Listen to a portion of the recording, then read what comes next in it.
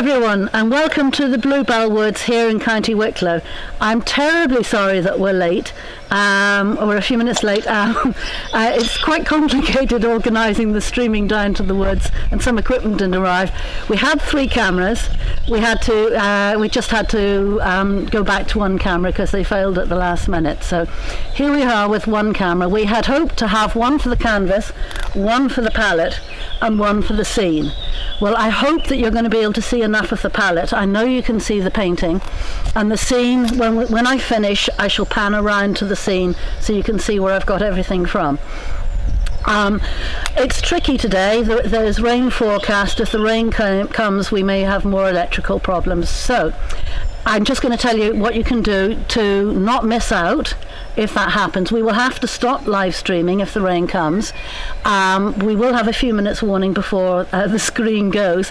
So if you can write this down, if you want to see the complete demonstration, it will then be recorded at a time when it's not raining, and we'll put it on our website, which is www.irishschooloflandscapepainting.com. And it'll be quite obvious on the website. You'll just click a link. The video of the demonstration in the woodlands is going to be just freely available forever on the website. So the only difference to seeing me do it live is you won't be able to interact with me through the live chat. Those who are in the Irish School of Landscape Painting WhatsApp group, you can still type in as you normally do in our regular live streams any questions you have. So I'm going to get ahead. It is what it is today. We're not going to panic about it. We're not going to be too fast about doing things, but we should get on. So I can see this beautiful woodland in front of me. I guess all you can see is the bluebells just in front. So take my word for it, there is a wood out there. So I guess today's demonstration really is all about the painting, since you can't see the woodland. So and do write in if you like this, because we're going to get more competent at this, and there's more equipment arriving that should have come on time and didn't. So we will be able to do another live stream from the woods if people want. In general, we've been live streaming from the studio, which is somewhat easier than being 200 metres away from all the supplies. So anyway, the first thing that you do when you come out to paint is to decide what it is that you want to get. So you're going to decide, first of all, you may not know much about composition. I'm going to give you a few little hints now. But as you walk through the landscape, you get to a spot and something pulls you to stop there. If something's pulling you to stop there, there's something in that. So what I would do is take out a piece of paper and a pencil and draw it. I know people will reach to the cameras, but the problem about working as an artist from a photograph is that the camera records faithfully every little bit of detail there is there, and you naturally get drawn into that narrative detail instead of looking for the spirit of the place, the structure of the place, the something that caught you. It wasn't the photograph that caught you, it was the being on the spot. So the first thing I do when I'm on the spot, something tweaks at me. I say, right, something's here. And then I'll look for the structure. Sometimes the structure isn't entirely there, and I might move a mountain or something to make it a little bit more as I want it to be. But usually the essence of it is there. So you can't see it until the end of the demonstration, but I will pan through the woods. And there are 2 lovely, I think they're hawthorn trees. There's a hawthorn and an elderflower tree in the front. I'm going to slightly exaggerate the size of those because they're what calls me, and then there's the whole expanse of the woodland behind. A reason for exaggerating the middle distance today is because I want to make a feature of the bluebells in the foreground. So if I were to make a big thing of the distance, then the focus will be on the distance, which means, like if you took a camera and recorded it, what's in front will be less, it'll be blurry on a camera, it will be less in focus, less less to be paid attention to. And since we want to do the bluebells and they want to be in the front and paid attention to, I've therefore exaggerated a little bit what's going to come into the middle.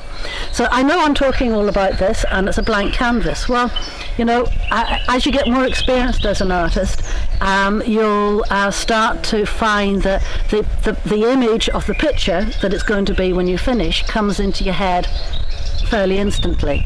And the more you can train your mind to that, the better, because it saves later on in the day you just changing things because you feel it, but you don't actually know where the end conclusion is. So it means that you can approach your work in a very structured way, which helps to get to the finish. So my background is a combination in my parents of science and art. And I like a very structured approach. I think it makes a very easy way for people to follow a step-by-step. And people interested in art, generally fairly visual, to show the step-by-step visually through a demonstration, I think is quite a useful thing to do. So I'm going to start by drawing in the main feature, which is this avenue of the path with a big arch. It's a bit like a keyhole. So I'm going to start with chalk. It's quite useful to begin with chalk because it's easy to remove. Now, I know that might not be so easy for you with the camera. I hope it's coming up.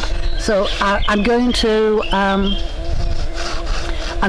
go over it in oil paint in a moment, but it's quite good for me to put it first of all as the chalk, because it's easy to rub out if I make a mistake. So as I'm doing this, I'm looking for the main structures. So here is a circle.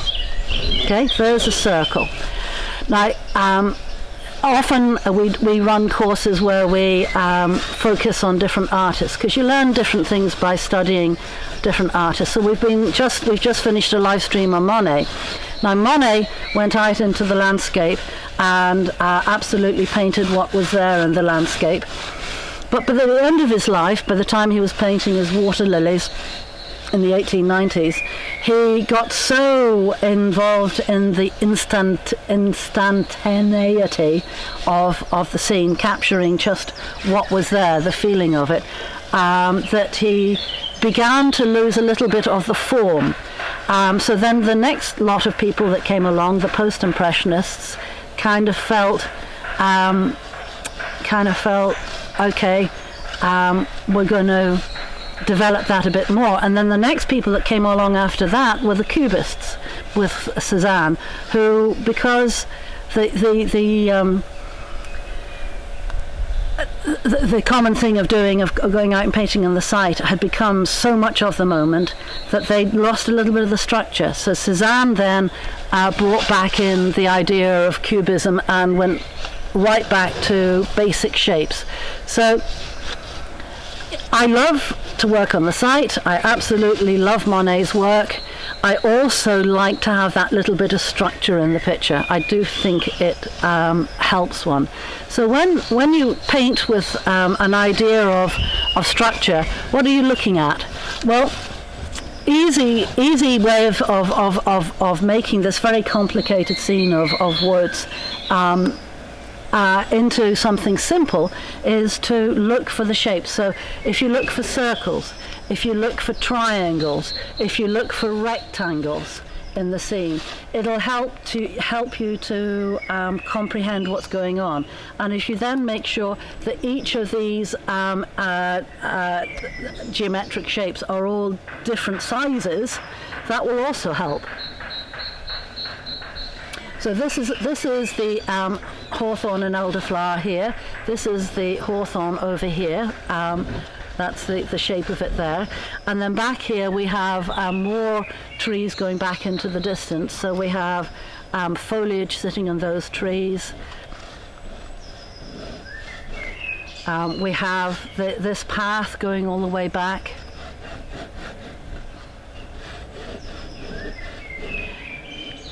And you see, if you look at the foliage even as a shape, that also helps, because you can get lost looking at the woodland.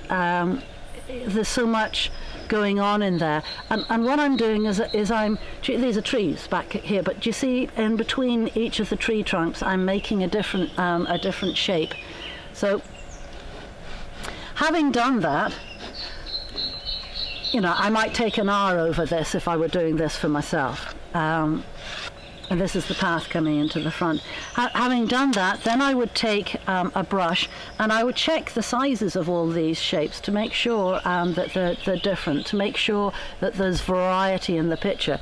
You don't want to have in your painting things lined up as though they were on your mantelpiece, because it's more interesting the more variety there is.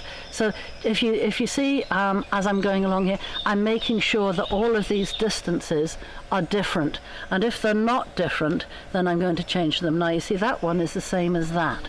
So now I'm going to go over to when we didn't get the camera, I mixed up a few paints here. So this is just a purpley mixture,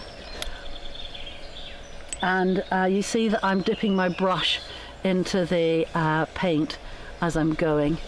That thins the paint down. This is the only point at which I'm going to do that. Now, as I put in these main shapes here, do you see? You could make this into an abstract. So basically, good shape is good shape. So this is going to be an academic. It's going to be realistic. It's going to look like the scene, I hope.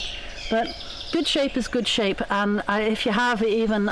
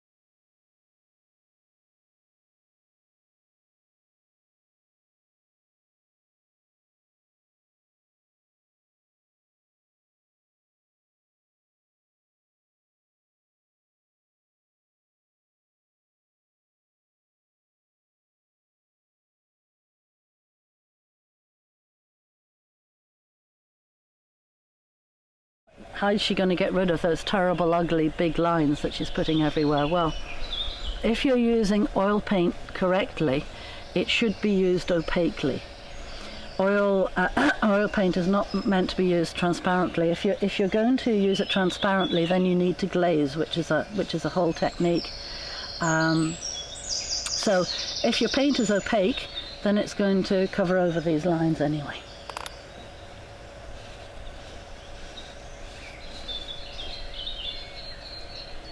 So whilst the canvas will have an established painting on it, a view for you to see before the demonstration is complete, the actual finish of the painting would take me quite a lot longer.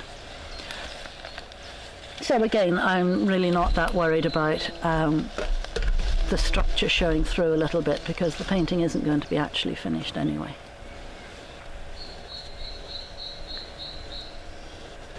Now, my son has come along and is moving cameras. I don't know if that means that we're going to get another view. It would be great if we do. Another view. We will get another view, he says most confidently, and when Donovan is confident, he makes it happen. So he has worked under terribly stressful, difficult circumstances with the lockdown and not being able to get equipment quickly and things being promised and it not arriving, but he has managed to jury-rig something for us. So he's happy to do it again if people want. We find that we can even get down, where we are is at the top of the woods, and if we go a little bit down the hill, there's the River Vartry, and we can broadcast from there as well. So we had thought of doing maybe one in another month. The bluebells are only just beginning now, so in a month they'll still be there down at the bottom, and what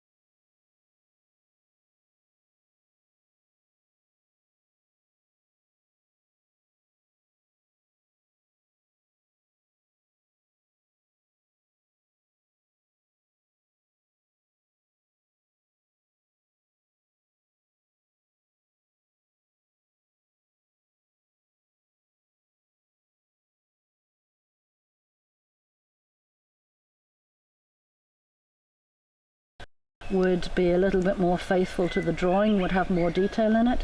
So if you were wanting to do brushwork, if you're wanting to put lots of detail in it and you wanted to also use palette knife, you'd find that the actual texture of the paint would distract from the fine detail. Sometime we can show you that when we've got pictures set up in a studio. Now, I don't know if you noticed as I was mixing there how I did it. So I'll do again. Take a little bit of the white. Now each of these tubes of paint are going to vary somewhat in their consistency depending on when they were produced, because one tube might have been produced a month ago and one might have been produced 2 years ago, because it takes a while for the manufacturer to go through in their big vats, the manufacture of like 40 different colours. So, and these colours keep 20 years more, keep a long time on the shelf. So there's no need to produce a whole lot all in one go.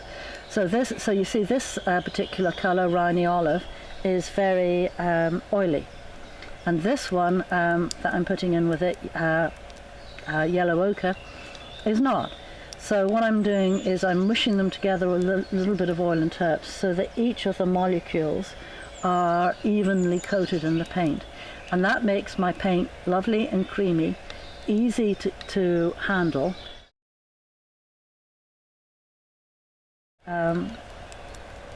Any other layers underneath it. So, having mixed a little bit of paint, we're going to go on to the next stage, which is blocking in. So what we're going to do is to establish the tone and the colour of each of the different areas in the picture. Now, as I do this, I'm very much setting the scene for the day. So I'm deciding, is it a bright sunny day? Is it a cold, dull day? And knowing how beautiful these woods can be in the sunshine, I'm going to make them just a little bit more sunny than they are. Now I'm starting here with a little bit of yellow ochre and white for clouds. The purple's mixing in with it a little bit, which gives me a nice grey. Now you might say, well, you said it was going to be blue, so I'll put some blue on now as well, but I didn't want it to be solid blue because this is Ireland and that's not normally the character of the place. Hence the possibility of rain falling on everything later on. So here's a bit of blue. Now for the distance, so the base of the sky, to get the feeling of the base of the sky being further away from you and the top of the sky being a bit closer to you, that gives you a feeling of distance. Now wherever you are, when it's sunny, if you look outside and you look up at the top of the sky, you'll see that the top of the sky has a warmer feel to it than the base of the sky, the distance the horizon has.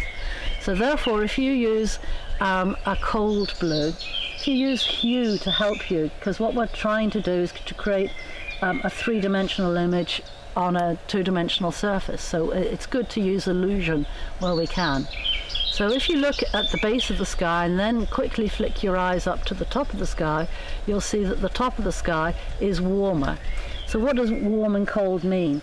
Well, something that's warm is like red. I don't know if you're looking at the palette or not at the moment, but there's red on my palette. So the warm red, you see how that comes towards you? The orange comes towards you, whereas the blue has the impression of going away from you.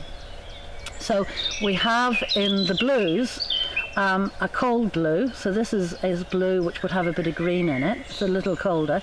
Oh, and this is a blue which has a bit of red in it. So this blue, having the red in it, it's called ultramarine blue, has a warmer feel about it. And you see, it automatically makes you have the illusion of distance without having to do anything more complicated than to know which colour to put there. Now you might notice that the paint that I'm using on my brush, I don't know which camera is on at the moment, so I'll let you just notice that. The paint that's on my brush, there's a fair amount of it. You'll see as I go through this demonstration how much paint I use from this palette. I put plenty of paint out, both because I didn't want to be stopping to put paint out in the middle of a demonstration, because you've got limited time, but also because this is a 20 by 30 inch canvas. So in order to cover the surface of this, it actually takes quite a lot of physical paint. Now if your paint isn't covering over the underneath drawing quite smoothly and easily, then I would go back to your palette and look at your mixture, because your mixture won't be quite right. Now I can't see quite as much blue as that, but I'll be bringing green over it, and I can see bits of blue come through the green, so it's kind of handy for me to have the blue in behind rather than having to fiddle bits of blue back into it at a later date. So it's quite a physical process. There's quite a lot of force going onto this, and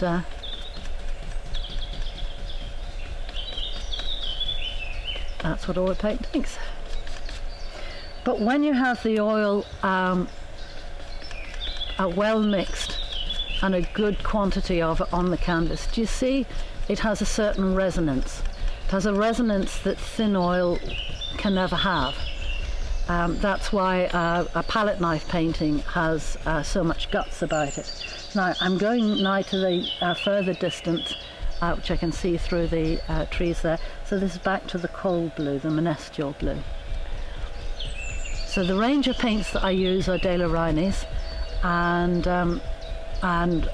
their cold blue is called Menestial. If you were using Winsor & Newton, it would be called Phthalo blue. That would be something similar. It's not quite the same. The Menestial is slightly a grayer blue, which is particularly suitable for the landscape, but Phthalo blue would do fine. Now, you can write in using the live chat bar if you would like, and then I can answer any of your questions as I'm working. That's the idea of doing this live, so that you can interact. Otherwise we could just do recordings and put them up on the website. So that website, again, in case you didn't get it, is www.irishschooloflandscapepainting.com.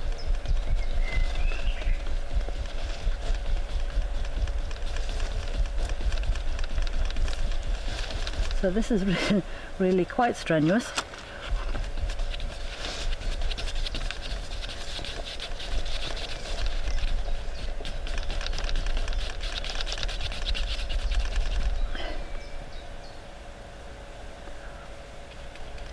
So the idea of this blocking in stage is to create a road map. This will be like a blueprint for you as you go forward, and then at the next stage we will set in the chiaroscuro, and then at the following stage after that we'll put the finish in. So today's demonstration is setting the scene.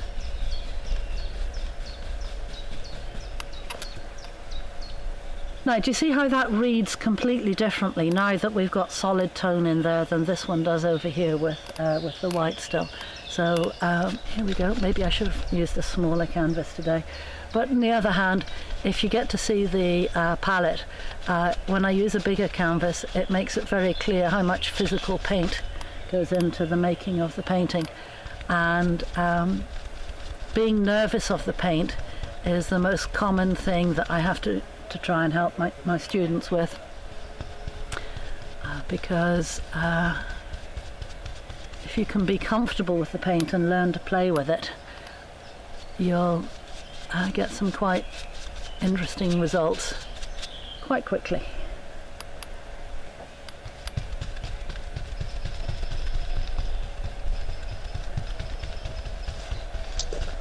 Can you hear me? I can hear you. So everything is now functioning now. Excellent. So we have palette, camera, and canvas camera, right? Yes. And do we have any? Has anybody written any questions in? Lots of comments, but no questions. Oh, what comments do we have? And nothing I need to know about, right? But just lots of compliments. Oh, that's very nice. Thank you very much, everyone. But do ask questions because you know, that's how you learn.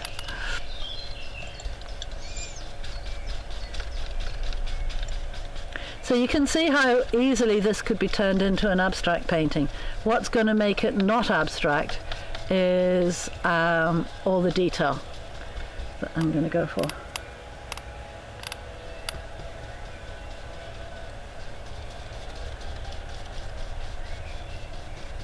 I'm actually hearing some rustling in the woods there. Wouldn't it be wonderful if a deer came across the path? There are all sorts of wildlife here.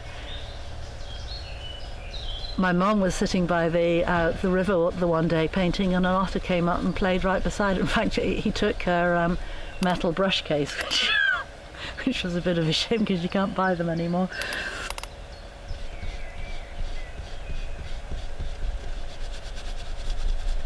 Okay. So, in the blocking in stage, you establish first the main areas, because obviously it makes sense to make this path in the front relate to the sky. The sky is what sets the scene. Then it is to do the road first and then make the sky fit to the road. So the whole ethos behind this blocking in stage is to build the whole picture up as a whole, bit by bit. So instead of as a less experienced person having to hold the whole picture in your head and then start in one corner and paint it down to the other corner, you can work it around so that as the picture starts to take shape, then you can make more informed judgments. So when I block in all of this, it's going to change the relationship to that, because when you look at that against the white canvas, it's quite different than when you look at it when it's got some tone on it. Anyway, you're going to see in a minute. Now I'm keeping two brushes basically, one for my cold colours, one for my warm colours. Makes things easy peasy then. So oh, you've got both palettes working, that's fantastic. So now I'm going to mix up the colours for the path. So I'm going to take some of this colour, which is called light red. It's sort of a terracotta colour, but its name is light red, although it's actually a brown. And a little bit of my bluey colour from the sky. And a bit of my ochre, yellow ochre. And put in the path.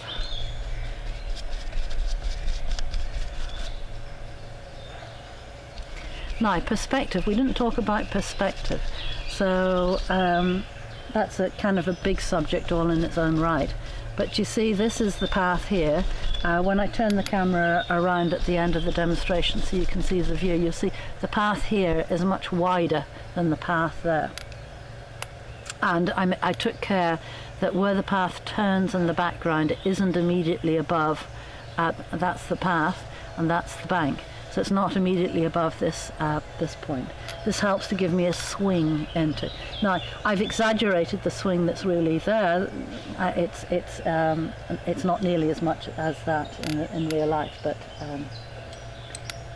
but I use the excuse to get it to pull me in. We call it a lead-in, and it helps you to walk through the picture. Right, just mixing a slightly lighter tone of that, so a bit more yellow ochre and light red, less of the blue in it, and on it goes. And you see how much paint goes on.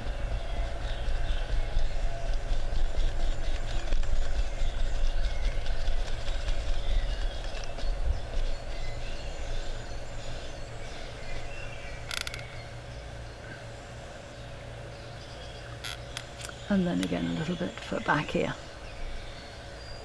So the bit that I'm putting in the back is not quite as warm as the bit that I've put in the front. A bit more yellow in it and a bit less. But the yellow ochre is kind of an earthy colour. It's not a very strong yellow. So it sits into the background there.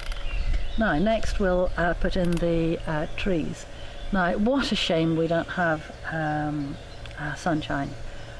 I'm still going to hold out hope for sunshine, because the sun will bring this picture to life. So I have to think now, where is my sun going to be? Well, I know I want it in the front here, because that's where the bluebells are, and that's where my focus is going to be. So I'm going to take some of this colour, which is yellow ochre. You saw me mix it earlier. Yellow ochre and white, and this very nice green colour called Rhynie Olive. It's made by Rhynie's. I don't know of an exact equivalent in the Winsor and Newton, but anyway, a warm green.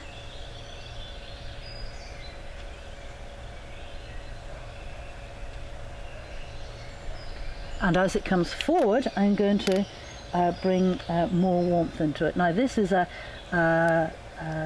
cadmium colour. Cadmiums are very warm. Now cadmium colours you want to be careful of, because they're a heavy metal and they accumulate in the system, and that's not good for you. So you don't want to get it on your skin. If you get it on your skin, I always have some baby wipes on hand just in case. It's not so dreadful, but it's not good to have it long term, and definitely not good to have around with. Well, definitely you want to be careful if you have kids around it.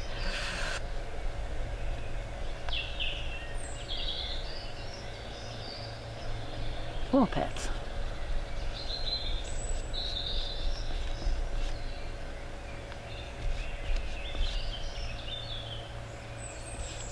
So I'm sure Donovan's panning to and from the camera. So you see all of that pile of paint virtually is gone, and that was a big pile of paint.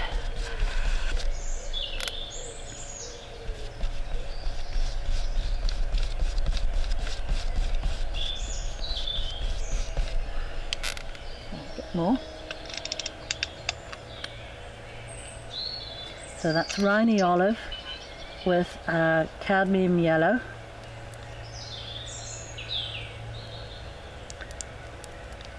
And white. Touch of yellow ochre, so I get a little bit of variety into it. So basically the same mix as I had a minute ago.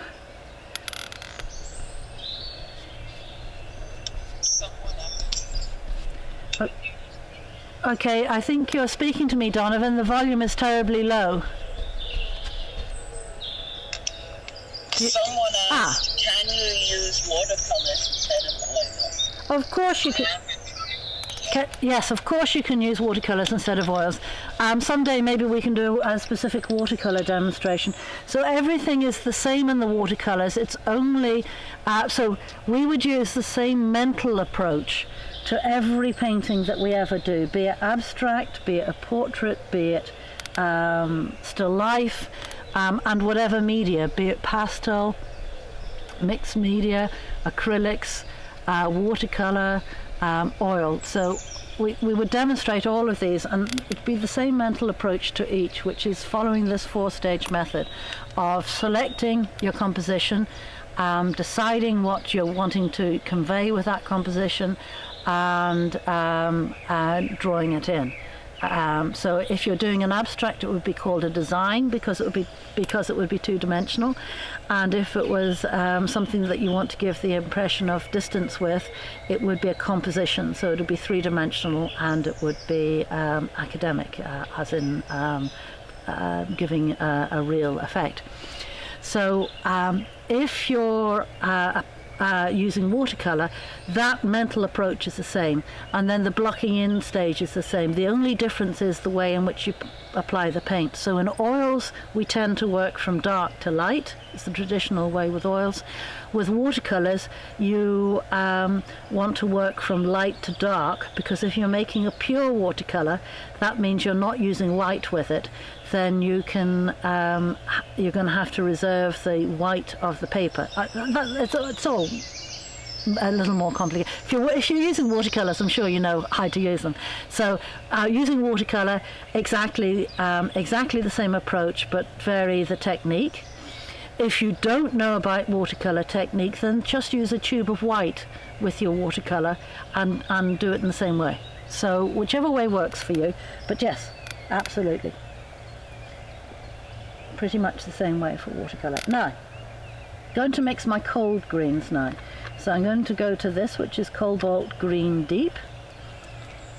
I'm going to take a little bit of purple into it, and some sap green. So even though I haven't got the sunshine coming through here, I can figure out what I'm going to do, because I want the light here. If I want the light here, especially if I'm a watercolorist, I want dark behind it. So as a watercolorist, you have to think very carefully about where your shadows are, because you're limited in adding extra light in at the end. What you can do to boost up your light shapes is to make a dark shape behind. So even though I'm not doing watercolor, I want to think in that way, because I still want to have the power and the impact of that shadow to show my foreground forward. So I know there's going to be a dark area in here, and I know I want it cold, the same way as I used warm and cold in the background. So here we go. Here's a nice cold piece to go through here. Obviously it's green, because that's what we're seeing in scene. So just taking a bit of blue to go with that for over here.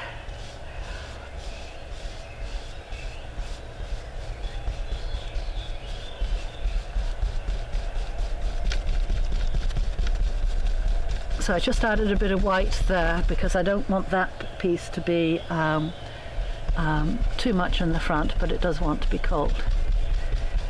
And in a moment, when I put the canopy on, I shall be more precise with the shapes, because I haven't drawn in my canopy shapes there. Of course, this would be much easier if I had. If you're working in watercolor, you would want to establish your shapes a little bit more carefully, as in having some more smaller shapes drawn in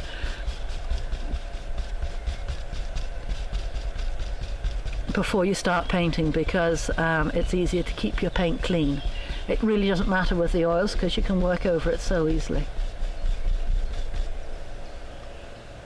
So that's my cold green, this bit just with a bit of white in it. Now back to my darker green that goes in underneath here, that the trees can be growing out of. So that's a little bit more olive green in it. So the olive green is also made by De La Reynie, but it's called olive green, not Reynie olive, made by Reynie. A little confusing. But olive green is common amongst all of the paint suppliers. Now this hill in behind the trees here doesn't want to be quite as cold as that, because I think I'm going to have the sun coming across here. So I'm going to use a little bit of ochre, yellow ochre, in with those two other green mixtures.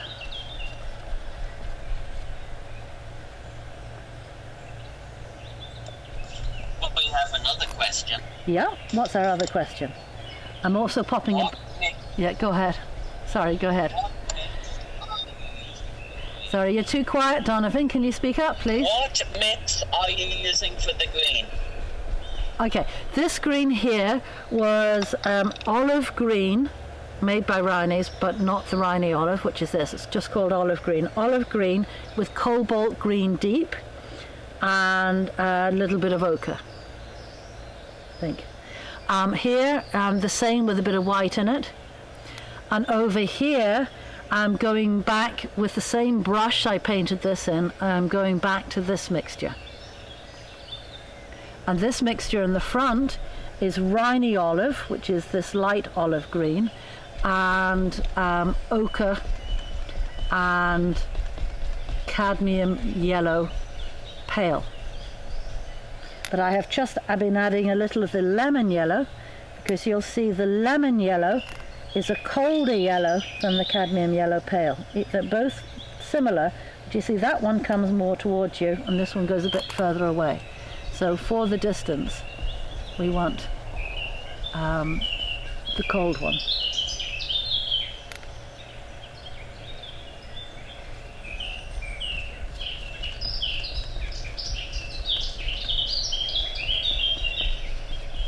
Now, I want to put in the distant trees, the very distant trees back here. So they're cold, so we might start off with a little bit of Menestral blue and lemon. So a bit of cold blue and a bit of cold yellow.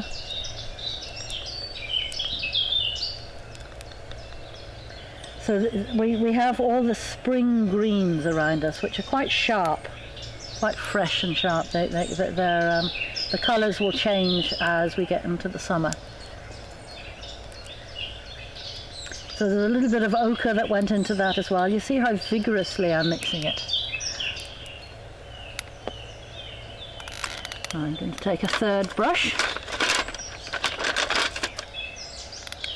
These are square brushes. This is a filbert brush, which has a slightly rounded edge. I tend to prefer the square. I know my dad likes the round ones, which I don't tend to use much. The filberts I like very much.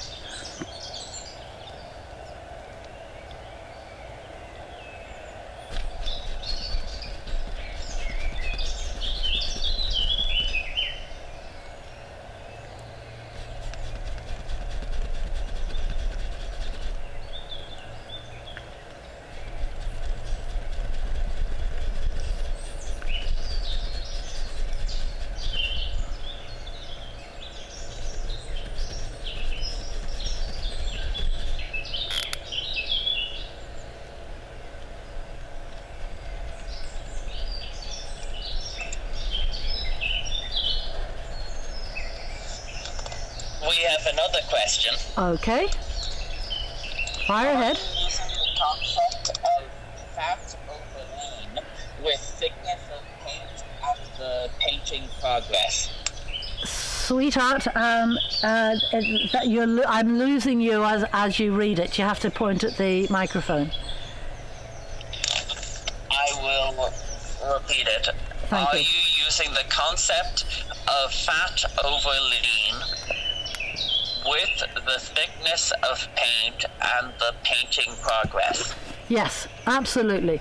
Because it's not just a concept, it is a fact. So the fact is that oil paint I'm sorry, if you want a short answer, you'll have to write in you want a short answer. I don't tend to specialise in short answers. I like to give the full story. So the full story on that question is that, because it's important to know if you're an oil painter, is that this paint that I'm putting onto the canvas will be touch dry in a few days, but it will not be chemically inert for about a year. During that time, as it dries, it sucks, the canvas support will suck some of the oil out of the paint on top. The next layer of paint that I put on top of this, again, the layer underneath will suck some of the oil out from the layer on top. Some paints, So for instance, when you might not know my dad is Kenneth Webb. He tends to paint very colourful pictures, and he might use cadmium red straight out of a tube in his painting.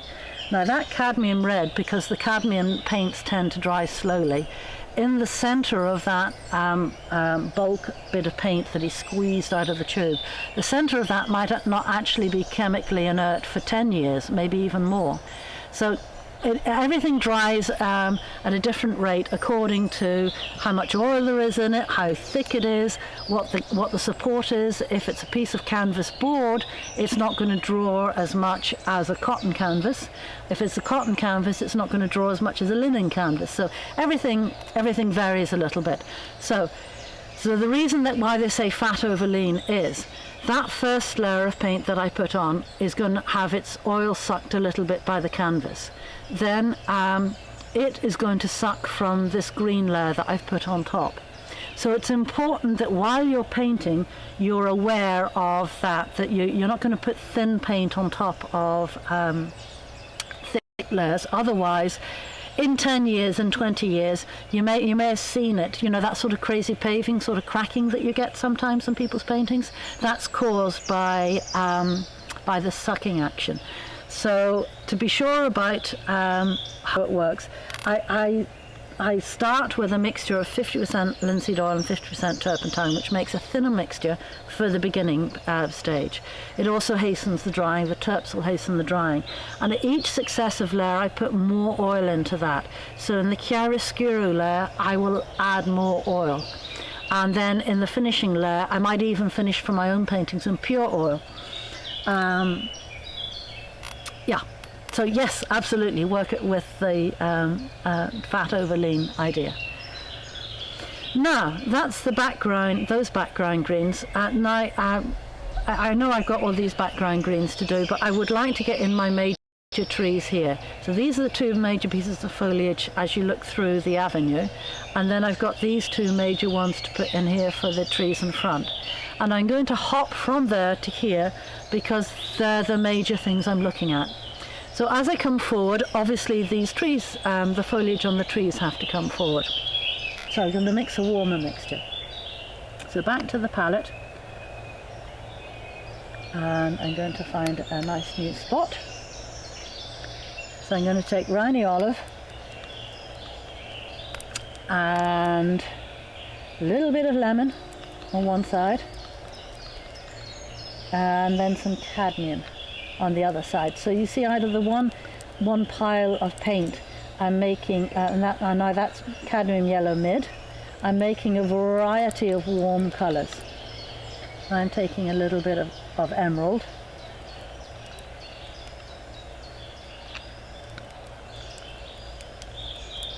So if you can be generous with the pools of paint that you make, you'll save yourself a lot of having to put your palette knife down and go back to the painting and then pick it up again, which is all quite distracting. It takes your eye off the painting. So I like a systematic way of working where I can keep everything working along together.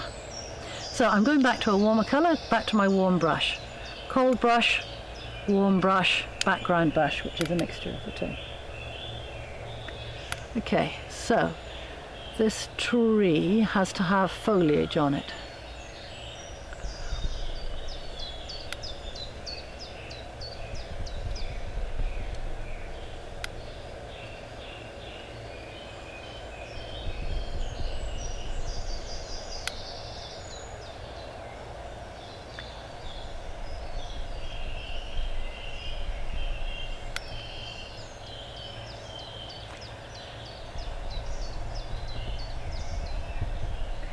So this is what I was saying about the opaqueness. If you're using the paint in a traditional way of fat over lean, there is no problem with the paint underneath mixing and affecting your paint on top.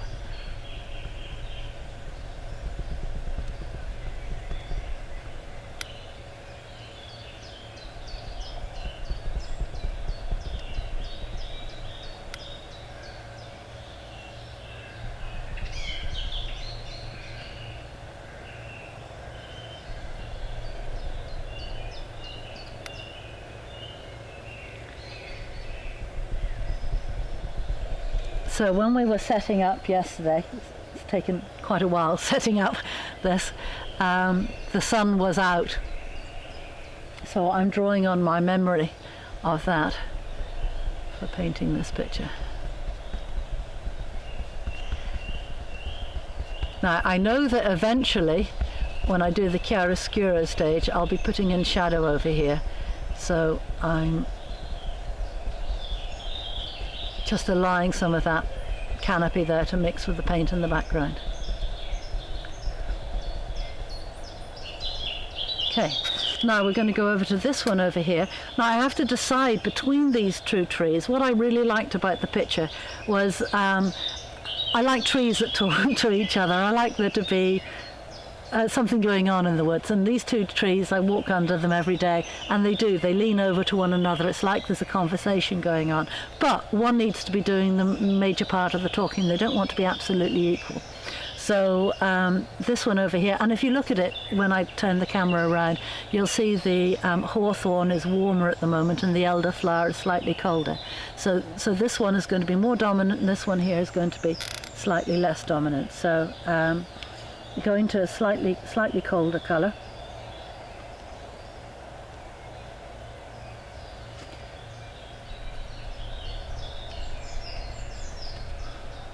So as I'm blocking this in, I'm looking at the shapes that there are in front of me. So the canopy, the spread of the branches underneath the foliage that I'm painting makes the canopy itself, the actual leaves that I'm painting, into very specific shapes.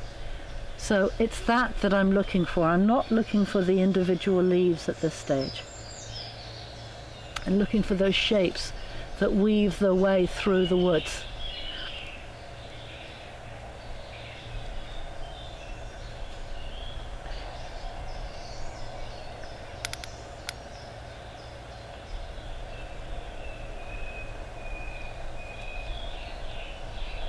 I'm being a bit lazy there and taking some of the paint from the last one, which I shouldn't do because it's better if I mix it up again. But I'm beginning to wonder how we're doing on time. How are we doing on time, Donovan? Maybe he doesn't hear me. How are we doing? 4 minutes until the scheduled break, but we started 5 minutes late. Oh, we're not going to take a schedule. We're not going to take a scheduled break, Donovan, because if there's danger of rain coming in, we'll just get this done. Okay? Okay. I don't think anyone will mind skipping coffee break. They can always skip off for a couple of minutes and get their coffee. And then you can rewind. Yes. Oh, that's true. So Donovan's saying, in case you didn't hear, if you want to go off and get your coffee, you can rewind the live stream to get back to the right spot. Yes, it'd be a terrible shame to take our usual coffee break and then find that the rain had come in, so skip on that.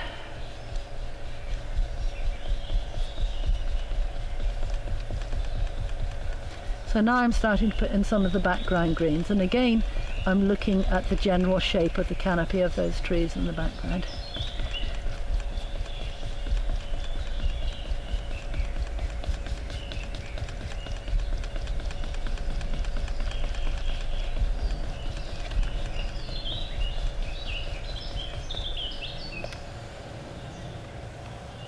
So there's one, and once you've got one in, it's easy to see the tone of the next one, because the tone of the next one is not as dark as that, not as light as that, it's somewhere in between.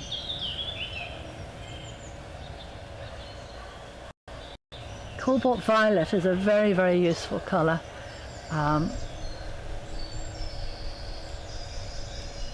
Just to get a few softer greens. Now, I want to go quite dark at back there, I think.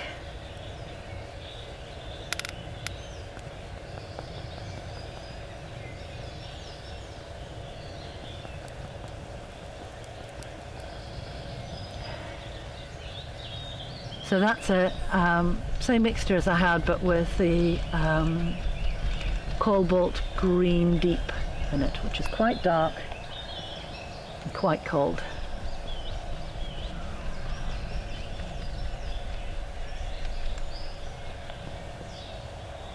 and adding a bit of sap green with it.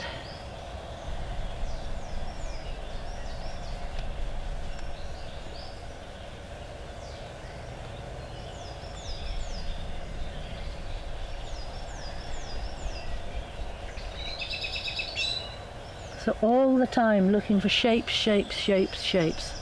If I don't get the shapes at this stage, by the time I get to the next stage where I'm having to juggle the balls of light and dark and trying to make everything look three-dimensional, it'll be a lot more complicated. So at this moment, all I'm thinking about is shape and tone and local colour. And you see, everything I'm blocking in is actually quite flat. When we, I was going to say when we stand back from it, of course on camera we can't really stand back from it, but when we get to the end of this stage, I trust that, I hope that everything will sit each area into its own plane, into its own position within the landscape, so that the foreground sits into the foreground, the middle ground sits into the middle distance, and the background sits in behind. So when I do take a break from this, before I decide that the stage is done, I will stand back to assess it. The reason I stand back is because when you're sitting with your nose right in the canvas, it's very easy to get caught up in detail and to lose sight of the overall concept. So by standing back, you allow yourself to have a different point of view, and you can see things more as a whole than be stuck into bits of detail, bits of narrative. So when I stand back, I hope that this set of trees will sit in behind, and then this set, and then this set, and then this set, and again here it will go back step by step. So by simplifying my idea into those steps, into those planes, it makes it much easier for me to focus on just that, because I've only got two balls to throw in the air and catch, which isn't so hard. But if I were to try and at the same time model the light and the shade and put in the detail of the leaves, it gets more complicated. Now this is the elderflower. It doesn't have... We have another question. Okay, fire ahead. Do you usually paint all in one go, not leave it to dry, a few days to dry, and return to it? Okay, so for myself, I would normally, when it's bluebell season, I go out and paint the bluebells on the site. When I'm in the west, I run around the place painting what there is to paint in the west. So the way that I would work for myself is I would tend to get a lot of starts when the weather is good, and then when the weather is bad, then work in the studio on them.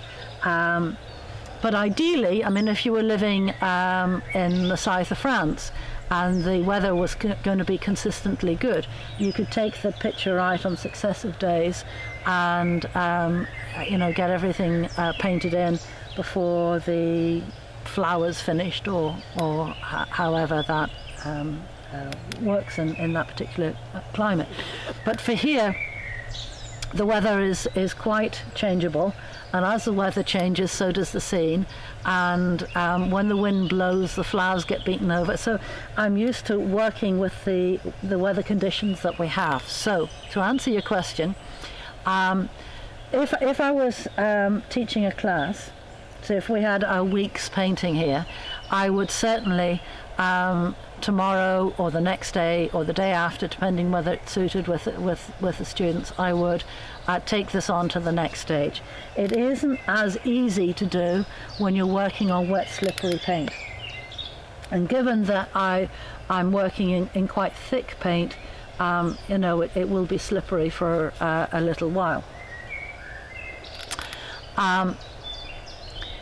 So I'm perfectly happy to do that, but it is easier if you let it get touch dry before doing the chiaroscuro stage. And the reason it's easier is if you make a mistake and you want to change something, then you can just rub it out, and you know that your original plan, your original roadmap that you made in this block-in stage is still there. You've nothing to lose.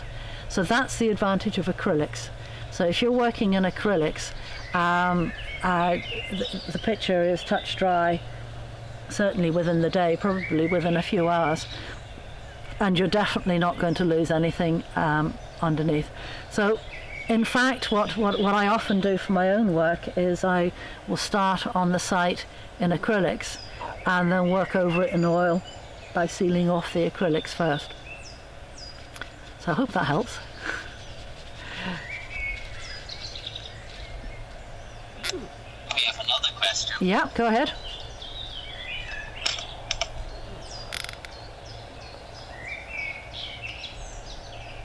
Fire ahead. Can't hear you. You said you'd like the square brush, but is brush size important, and does it apply to all paint mediums? Yes, brush size is important, because instead of using these size brushes, if I had to use these size brushes, it's half the size, so it'll take me twice as long to do this. And as it takes me twice as long to actually apply the paint, so I'm going to get tired, and so the scene is more likely to change. And so you lose that instant reaction. It takes longer, and you're more likely to get drawn into detail, and it can tend to get fiddlier. But most important is your energy won't last, and the scene will change. So yeah, brush size is important. So as I'm putting on, so now I'm going to do the background part on the left side that's been ignored. And you'll see, as I put it on, there's the big brush, and as I put it on, it smoothly blends into the background. If I were to put it on same paint with a smaller brush, I start to get more fiddly, and it's more tiring on my hand. It's not a deal breaker. You know, you can do it, but do you see how many more strokes I have to put in to do the same? So I tend to work in the biggest brushes possible. I mean, not bigger than a number 12 is my biggest, but.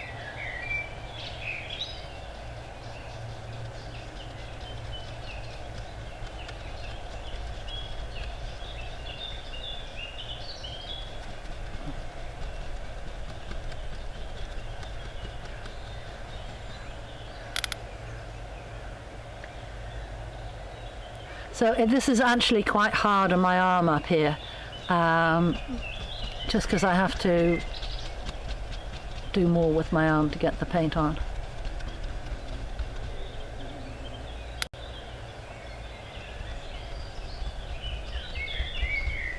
So I'm going to stop using that because it's tiring. Where am I?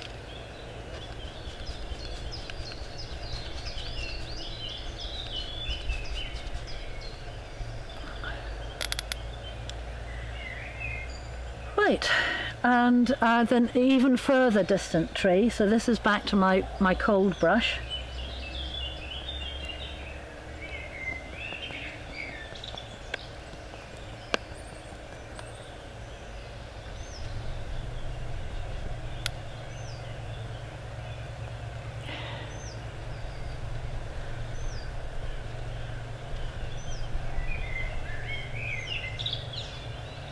A little bit more of my cobalt green.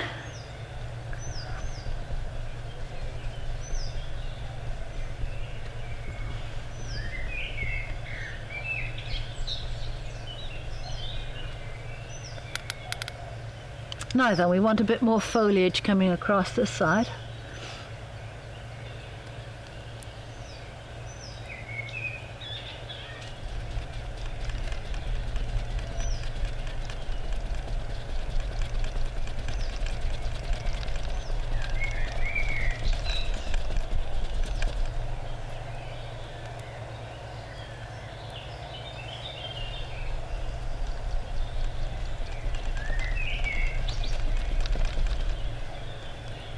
So this is a bit of yellow ochre going in. Well, I guess you can see on the palette here, it's a bit of yellow ochre and then cadmium yellow coming in on top of the colours I'd used over there.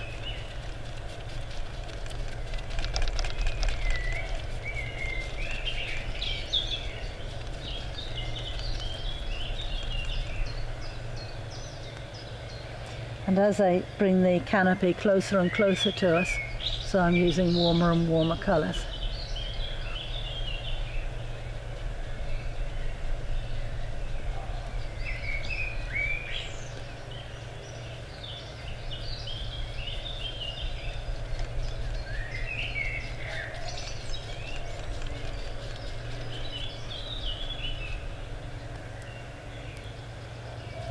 And you might wonder about how much I'm covering over the shapes I had in the background, and the shapes I had in the background were quite nice, but they're still there. You have to allow for what's coming over. Now, we've just got a little bit of blank canvas back there that's, do you see how out of place that is now? Do you see how that, it's distracting having these bits of white canvas at this stage? See, isn't that a sigh of relief just to get a little bit of tone on there? Because it helps you to see the colours which are around.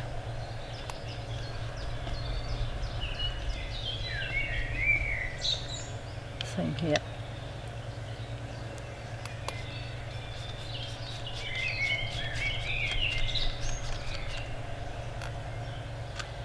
Now, we want to get rid of those bits. Now I would use the slightly smaller brush, the number 8 hog, just to fill in those little bits of blue sky. Isn't it lucky I've got a little bit of blue paint left on my palette from the sky.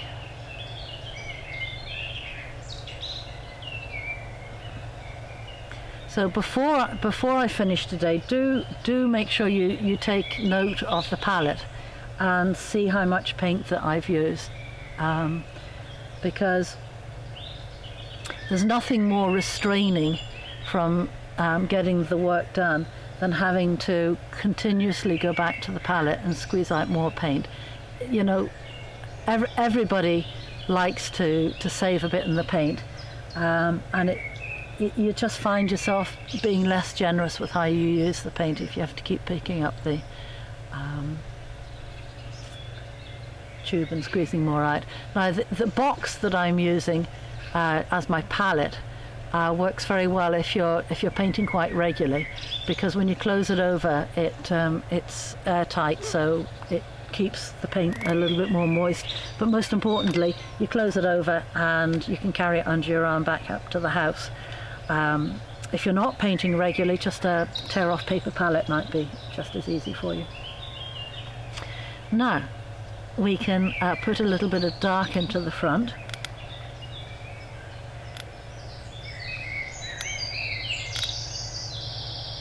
And what that does is it holds you into the picture.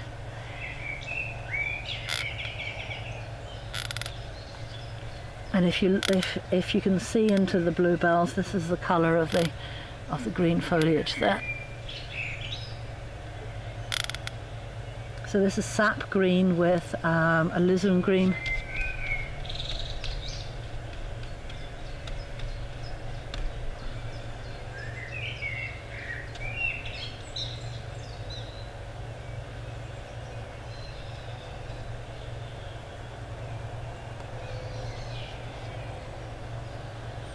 Now, bluebells. We were here to paint bluebells. Let's get some bluebells. I'm not going to try and paint bluebells with all that green paint on those brushes. So we get out a couple of new brushes and I'm going to mix up the bluebell colour. So, do we have another knife? Yes.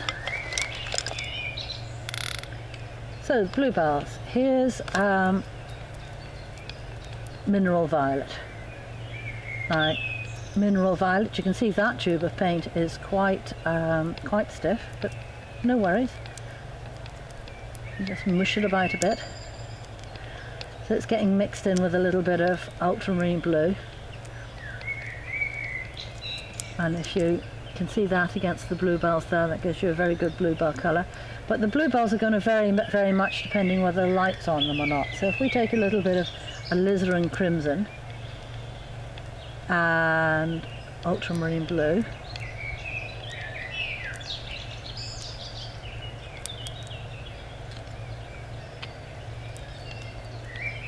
I'm just aware we're going to need more paint, so there's some more mineral violet in at the side.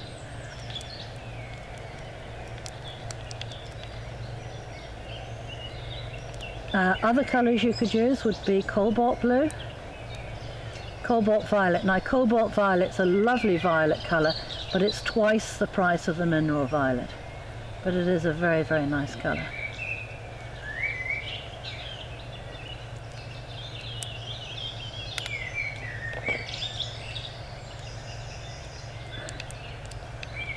We have another question. Oh yes, go ahead.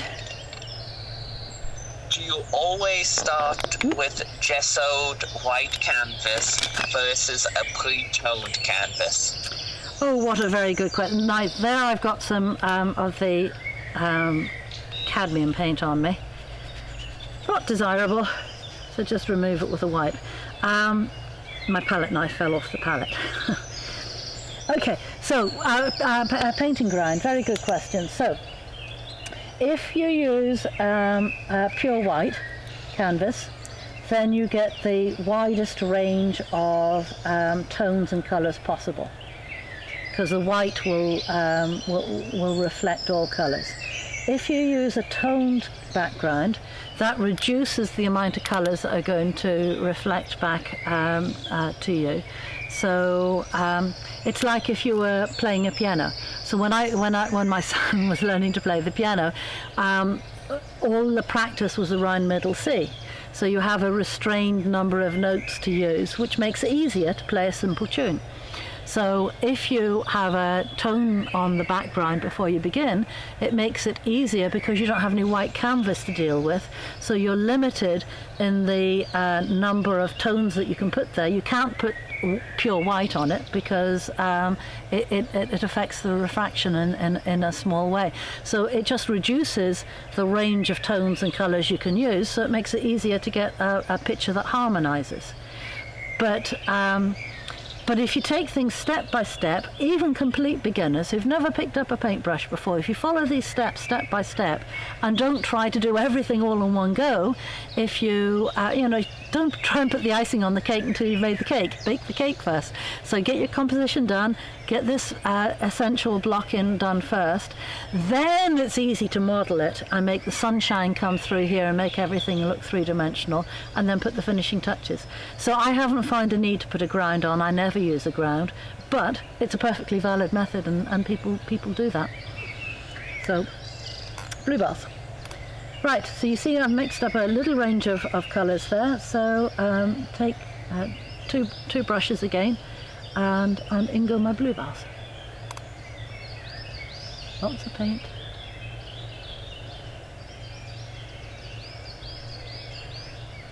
So as you're working, try and be observant of how the plants grow.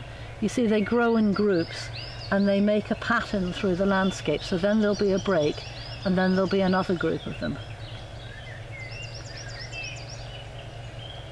And they'll vary according to how the light hits on them.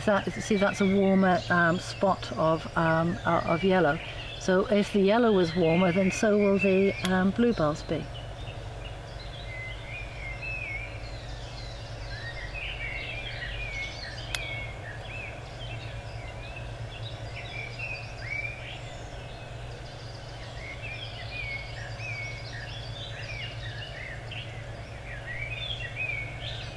You can use your warmer blue maybe more on the front. That's the ultramarine blue, so that they become a little bit stronger right on the very front.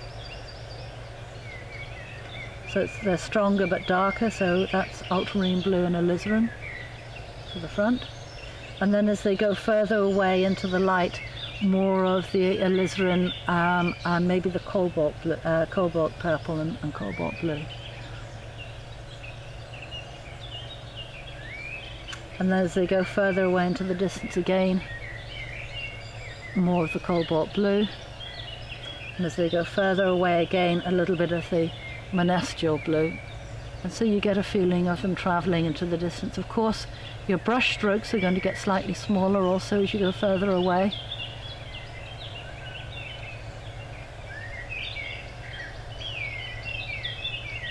And the same process over here on the right-hand side, left-hand side.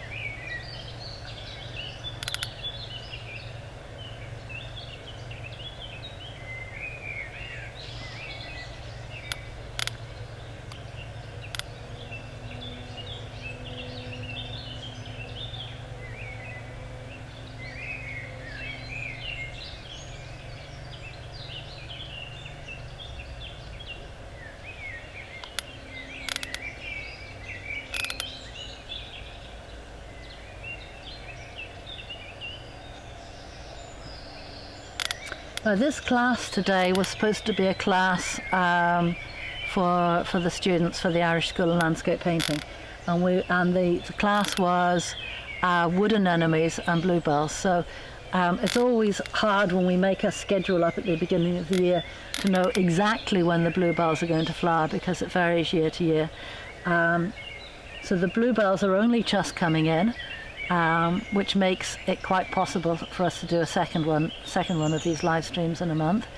But the wood anemones have almost gone. So they're a very windflower, they're also known as. They're a very delicate little bell-like white flower. But because they've gone, the garlics come in. So whether it's the windflowers, the wood anemones, or whether it's the garlic, there's always white flowers that grow in amongst these bluebells. So I'm going to put in the garlic now in just a minute. If anybody wants to ask about the bluebells going in, that probably is something that people get quite fussed with usually. And the only reason for people getting fussed with it is because they're thinking of bluebells as an individual botanical study of a bluebell. When you're walking through the woods, you're not usually aware of the botanical accuracy of your bluebell. You're usually walking through the woods and you just see the shimmer of blue. You see the impression of it rather than, the exact. Now, for right in the distance, there are some more bluebells back there. So I'm using the colder blue, which is the monestial blue, and I'm using obviously much smaller strokes. The shimmer continues. Now obviously I'm going to have to put some smaller shapes through here if we get time for the foliage going through there too. So my other brush is going to be for the wild garlic.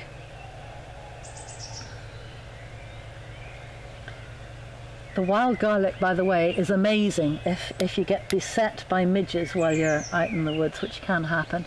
It's a great midge repellent, midges being mosquitoes, flies.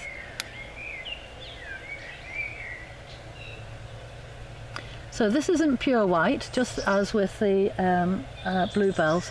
You want to be a little bit aware of where the garlic is sitting. Is it in the foreground? Is it in the background? Is it in a shady place? Is it in the sunshine? So its colour will vary a little bit. So this one that I'm currently using off the brush is pretty much yellow ochre with a brownish colour, a little bit of the light red from the path. So it's just off-white. Because remember, we're blocking in the approximate tone and colour. So how do you know what the approximate tone and colour is when you come out to do that? If you squint your eyes up as you look at the scene, what that does is it reduces the amount of light going into your eye, and as it reduces the amount of light going into your eye, it makes you less aware of the colour, and if you're less aware of the colour, you're more aware of the tone. So that helps.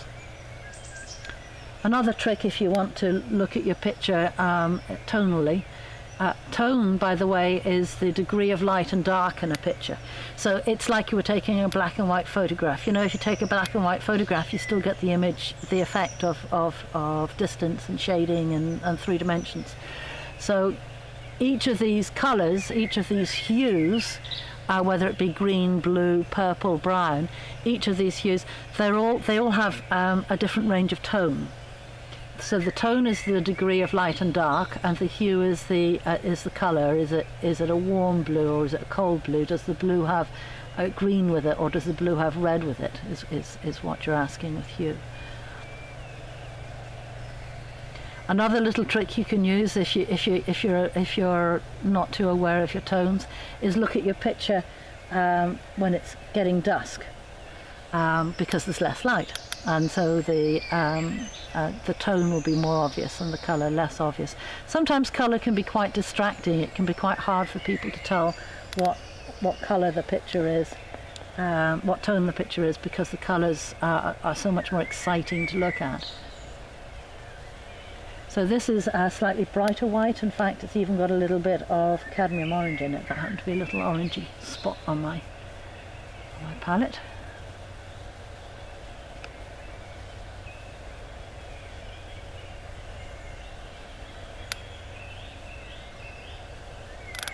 How are we doing on time, Donovan?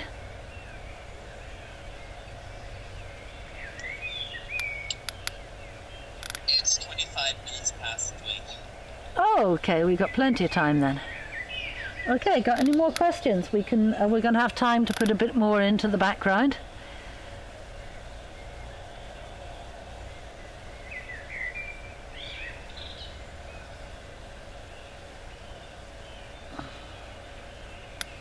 Okay, so we have time to go to the background. So I'm going to put down those brushes, and we're going to go to number 8.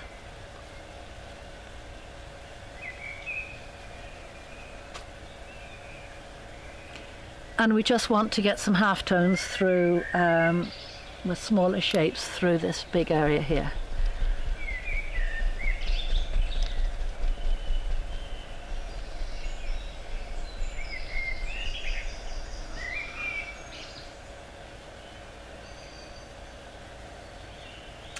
So I want a few darker tones. This is olive green with the cobalt green deep.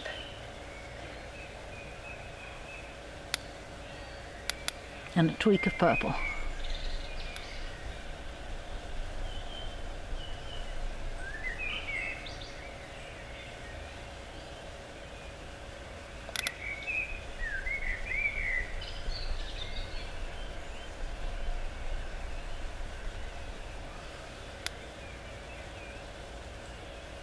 So varying the tone little bit by little bit, but basically looking for shapes of dark that go through this background, and then in a moment we'll look for the shapes of light.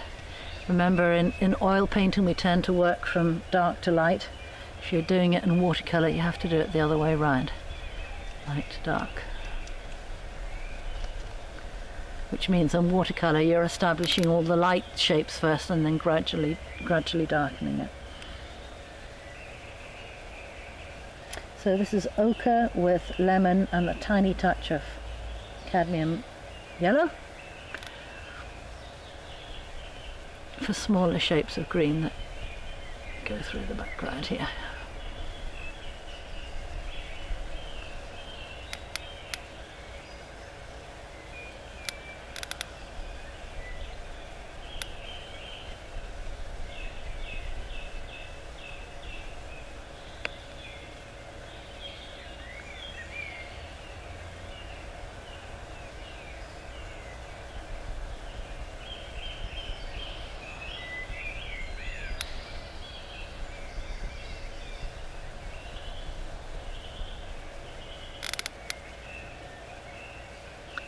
Okay, now, having done that, we're ready to go back now to our trees.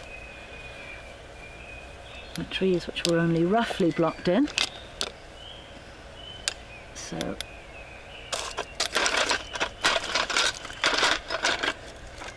I think I'm going to have to repurpose one of my number 8s to just squeeze off the blue paint, and I'll be ready for the next.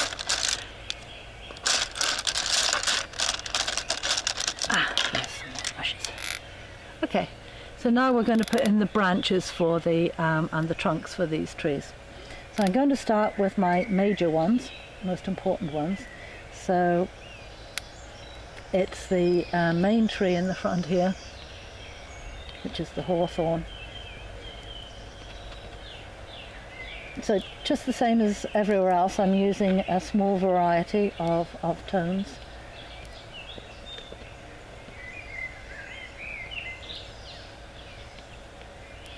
So this is an ochre brown, and I just used a little bit of the red off the side of that palette knife there as well to wake it up a little bit. And that tree in the front.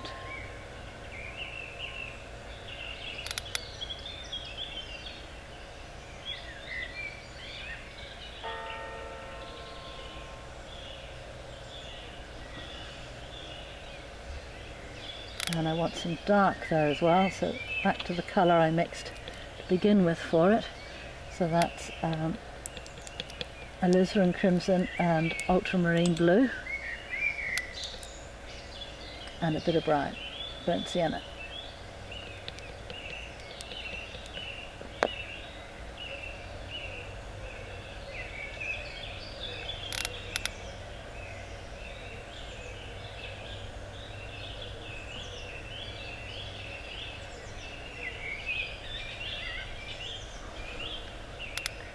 So really what I'm doing is positioning the branches of this major tree.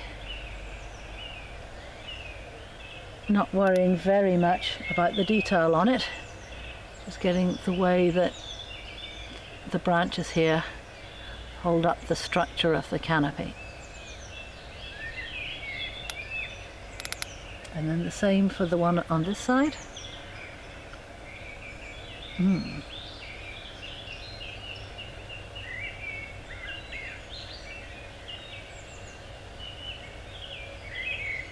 This one's going to need a lot more foliage on it.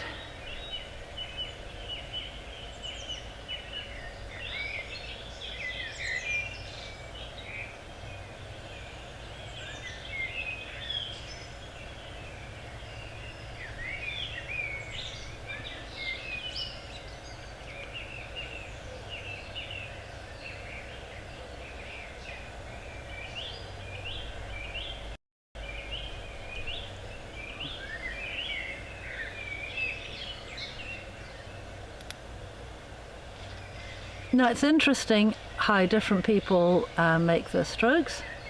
So here in the West, we very often start at the top of, the end of a branch or the end of a stroke. In the East, they tend to start at the bottom and go up. So it doesn't really matter which way you choose to do it.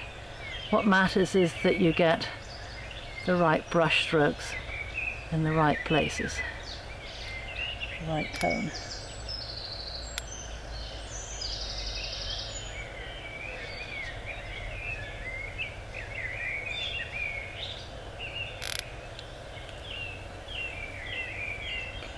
Okay, now this needs a bit more foliage on it, as we can see now we've got the branches on.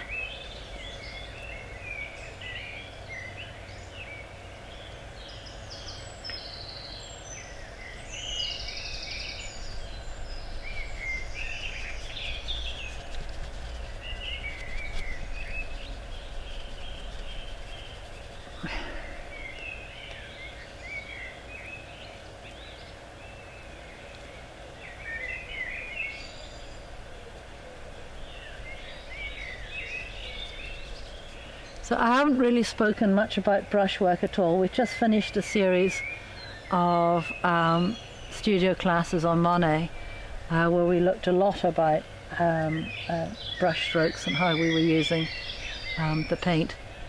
But since what we're doing today is just getting a scene blocked in from the landscape, I've not really spoken a lot about brushwork, because it's not so essential how you put the paint on. What's essential is that you have the right tone in the right place, that you end up with this good roadmap at the end of the day. So you can get different effects with different brush strokes, but don't overly worry yourself about that when you're just trying to capture the sea night on the site.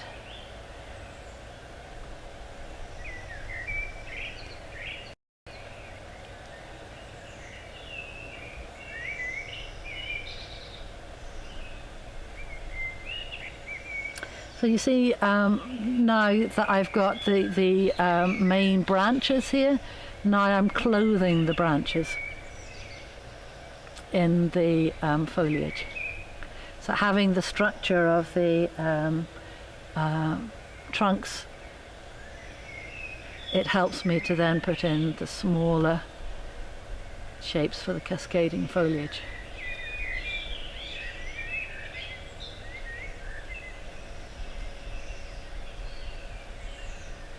So in a moment, when I've got this done, then my next thing will be to put in the smaller branches, and then again it'll be putting on the foliage that belongs on the smaller branches.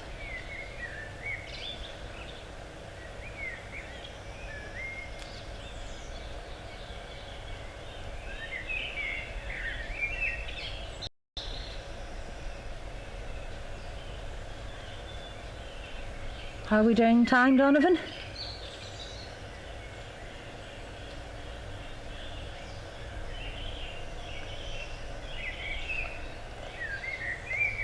It's 3:36. Okay, so we're into the last 20 minutes. So any questions? In a moment we'll just go to the smaller shapes of the branches and then the smaller shapes of the foliage. So what I hope to convey in this demonstration was the systematic use of this 4-stage method.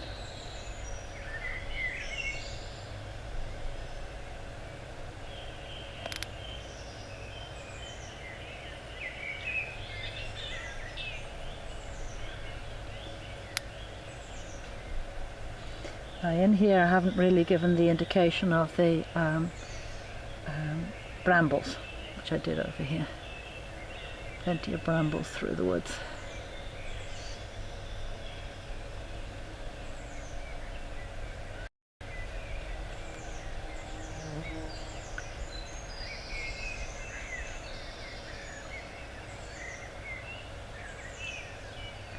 So you see, as I come forward, there's a much greater variety of the different tones and colours that I'm using. In the background, the variety of tone and colour is somewhat muted. Now, back to putting in the trunks and branches. Because this one's more in the front, it's slightly warmer.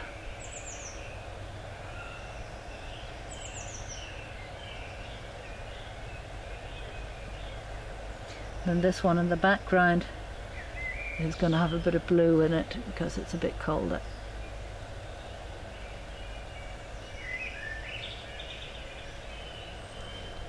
Pay attention to where the foot of the tree roots, because that gives it its position in which plane it's sitting. Foreground, middle distance, background, where is it?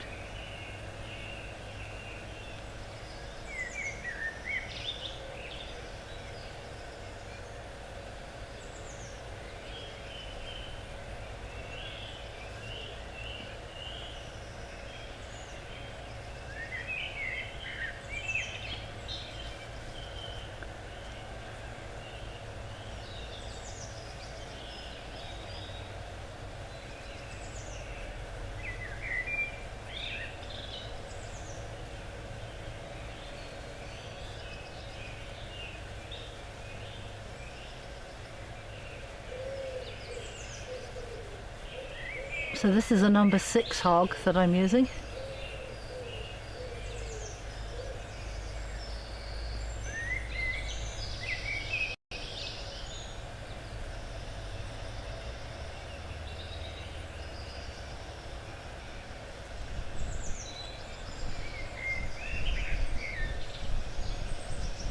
Now to put in those small trees that I had in the distance, it's good to mark those in the landscape, because if you try and do this sort of work in the studio, it can get a bit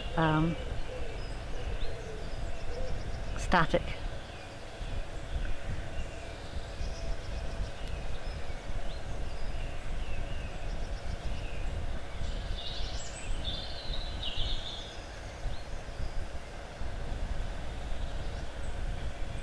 So this is just a Daylon brush.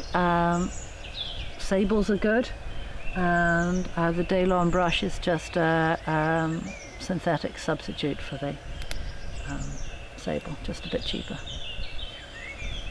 Right, now you can see as I've put in more details over here, so this area over here has become quite in need of attention. So, simple.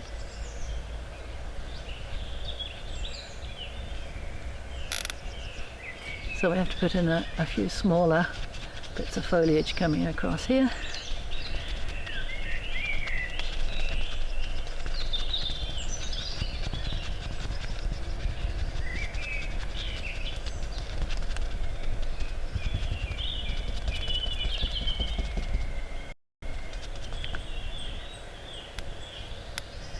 So Donovan, I think when we get to 10 minutes before 4, then I could pick up the camera and just show everybody the scene, and we can stand back a bit and see the image of the scene and the picture as well, if you think that's okay for me to do.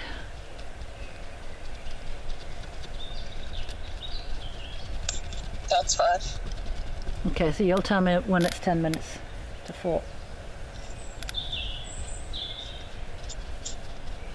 Now, in the same way as we've been working up the foliage and the trees, now we need to do a little bit more on the pathway.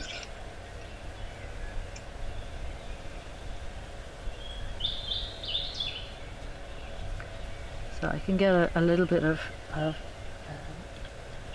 green foliage spreading over the path in places.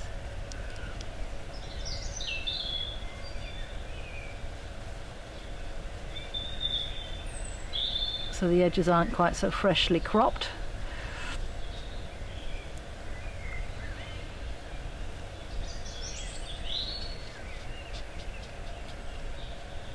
And a little bit of variation in the actual path.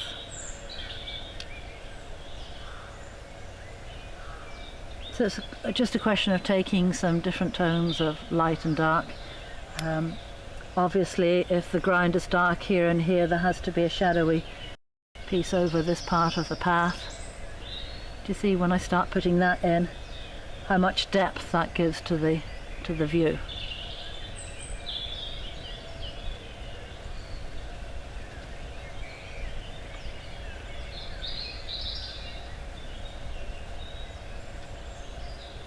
We have another question. Yeah. Is it better to use sable brushes, or are the cheaper brushes just as good? Oh gosh, no, sable is the best, without doubt. But the sable is quite expensive.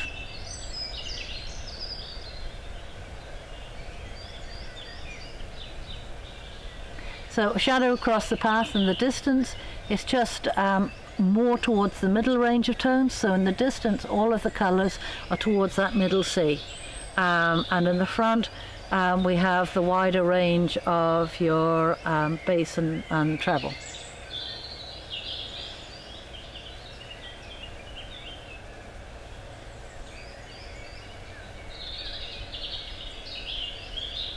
Now we don't have a shadow here, but we can imagine that we do. There will be shadows coming across here. And if the shadow comes across here on the path, then it's going to come across into the greenery too. So we just take a little bit of cold into the green.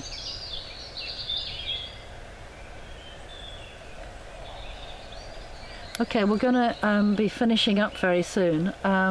Any questions? I'm going to put in a few finer branches now, and as I'm putting in the finer branches, I'm going to be thinking of some light ones as well as the dark ones. We've only done the dark ones so far, but if you look in the landscape, you'll see some of the branches, even on a dull day, will look light. Some will be a bit deader than others, drier, so they'll be light, but the sun will shine on them in different ways, or that just the light catch them in different ways. It doesn't have to be actually sunny.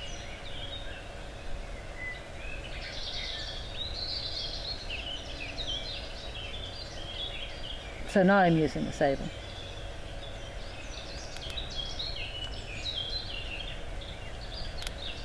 If it's in the distance, it's going to be bluer.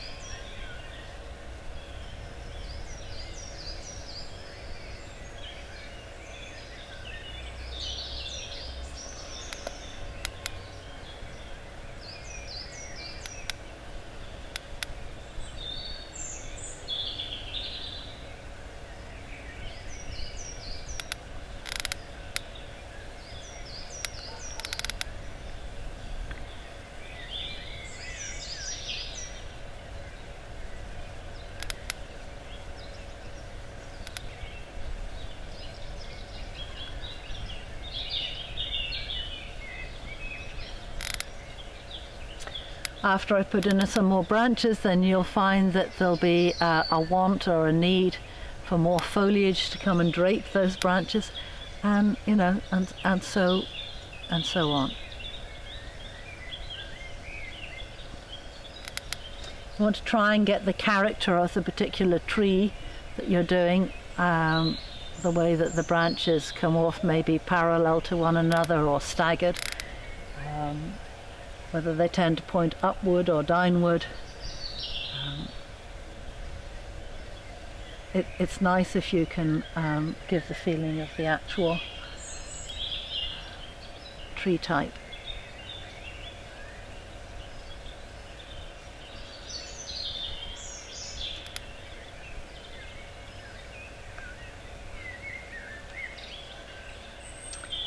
Okay, I'm sure we're getting close to that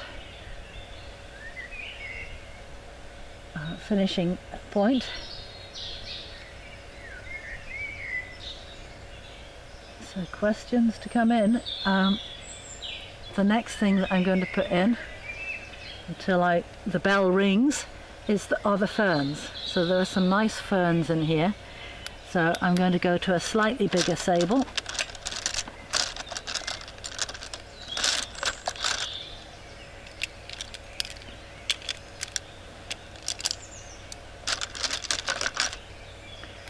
And do, before we finish, check out the palette how much paint I've used. And this is some cadmium green.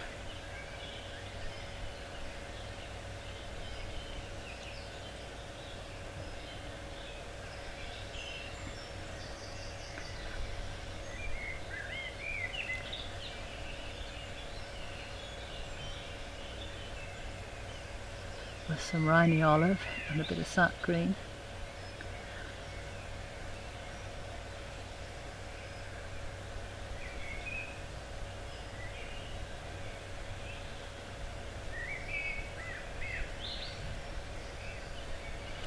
As I do that, I see how much work the brambles need.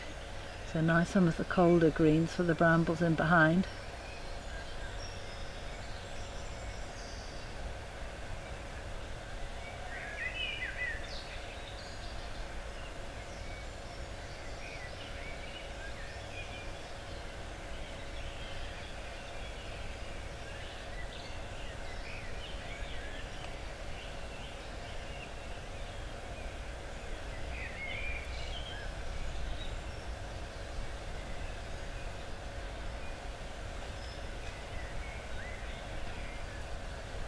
And then we have goosegrass in the front here. which is slightly colder.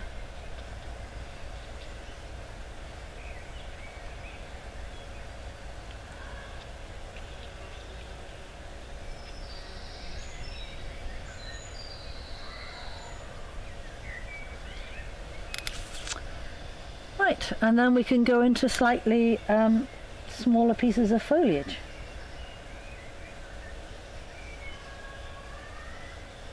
Draping onto these branches.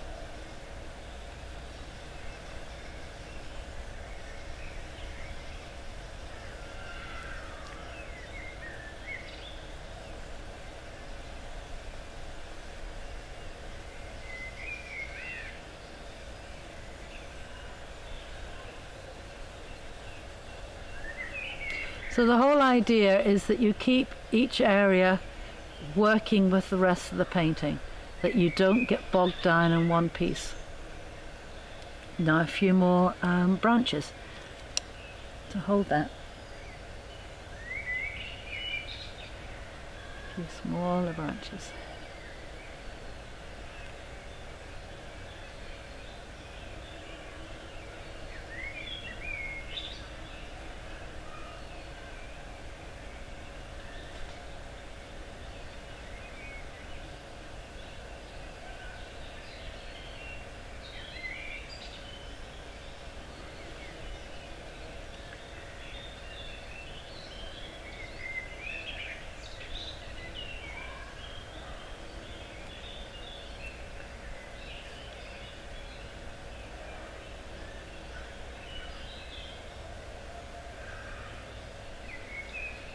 Okay, any last questions, because I think our time is ticking. So the only time I've used the fine brush is for the branches. Haven't used any fine brush at all for the work down here. I probably wouldn't today on the site, because there'd be so much more to do on the bigger areas. You know, you would put areas of light now coming through here as well. So you would have yellow, ochre and white and light red for a bit of warmth coming across the path. You would have more different areas of green to put back here. So there'd be so many more important things to do than spending too much time at this stage drawing into bluebells or putting individual details into the front. You know, you're still trying to get the whole scene working together. But the branches for the supports in the tree are quite important, because they give the structure that everything flows around.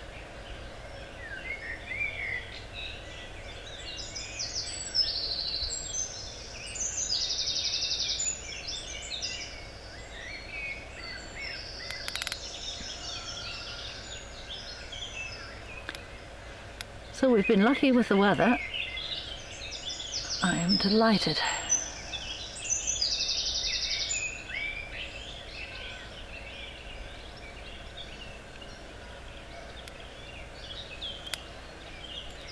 So this stage is all about structure. It's all about getting this plan for the future. So I haven't done a lot with the sunshine and the shadow coming through it. That will come at the next stage, and for that you really do want the sun to be shining.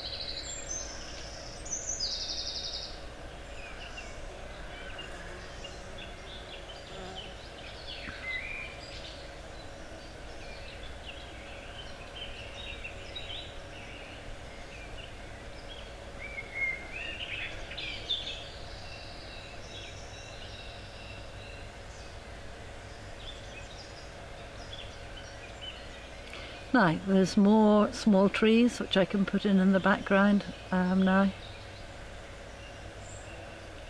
so that we have the feeling of the woods rather than just a wooded pathway. The more trees that go back further and further into the distance.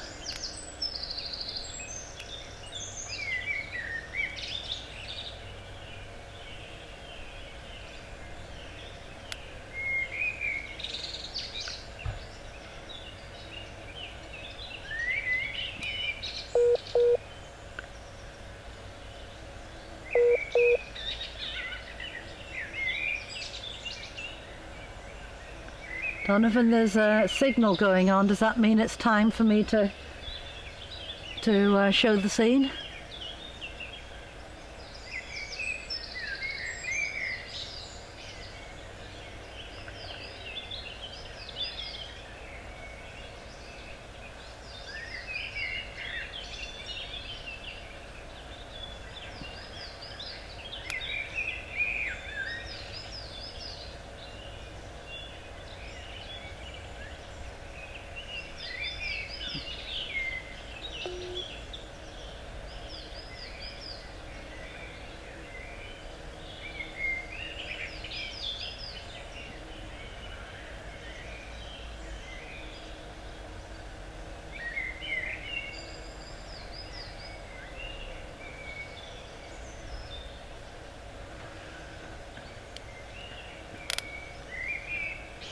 Okay, that's Donovan coming now, so I don't know if I've lost you, or are we still live, Donovan? We're still live, so I guess that means that now we can look at the scene. So I'm going to just get up and, oops, hopefully we can lift up the camera now so that you can see. So that is what we've been painting. What's that? You don't need to move that camera. Okay. Much easier using that. Okay, and there's the setting of the scene. So, no ability to ask any questions again now, I think. No, we can't answer questions. We can't answer questions at the moment. So I hope that's been enjoyable. Do send any comments into www.irishschooloflandscapepainting.com.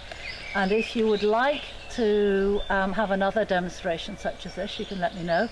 And if you've got any further questions that you wanted to ask and maybe you weren't able to get onto the live stream chat box, you couldn't figure it out, then just write into my email address, which is susan@irishschooloflandscapepainting.com. That's susan@irishschooloflandscapepainting.com, and I'm perfectly happy to answer any of your questions that you have, by email. So there we go. Be delighted to hear. And I think that's it. Is it, Donovan? Yeah, but yeah. I think that's it. If you want to join future classes, you can go to the website. Yes, Donovan's very keen. Yes, if you want future, we do live streaming on Tuesdays. Every Tuesday morning at 11:30. You'll see all the details on the website. We're going to do a series now on Van Gogh, Van Gogh. My Dutch cousin insists that I say Van Gogh.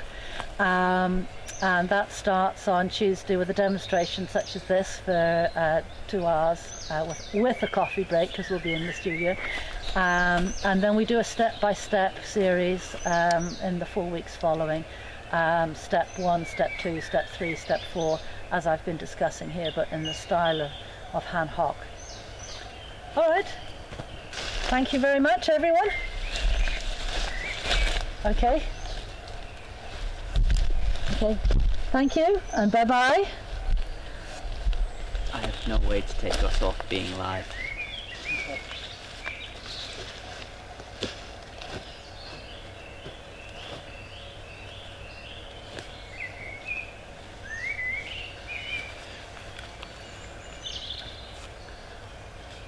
So we're going to, for 5 minutes, we're going to leave the live stream on like it is, so you can appreciate the painting, so you can have a good look at the painting and also the bluebells in the scene.